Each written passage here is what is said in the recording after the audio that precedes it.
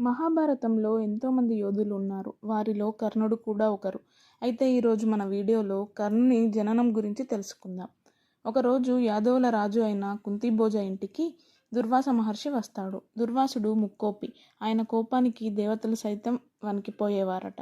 అయితే రాజా కుంతిభోజ ఆయన దత్తపుత్రిక అయిన కుంతీదేవికి దుర్వాస మహర్షికి సేవ చేసే పనిని అప్పచెప్తాడు. దుర్వాస మహర్షి కుంతి సేవలకు మెచ్చి ఆమెకి సంతాన సాఫల్య మంత్రాన్ని వరంగా ఇస్తాడు. ఈ వరం ఉపయోగించి వారికి నచ్చిన దేవుణ్ణి స్మరించి వారి ద్వారా సంతానం పొందవచ్చు.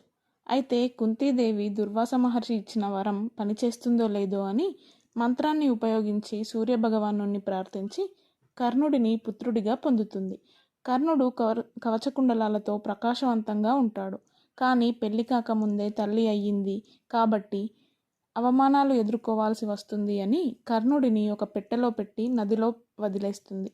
నదీ ప్రవాహంతో ఆ పెట్ట అతిరథుడు రాధ అనే ఒక దంపతులకు దొరుకుతుంది. వారు కర్ణుడిని దేవుడు ఇచ్చిన ప్రసాదంలా భావించి వసుసేనుడు అనే పేరును పెట్టుకొని పెంచుకుంటూ ఉంటారు.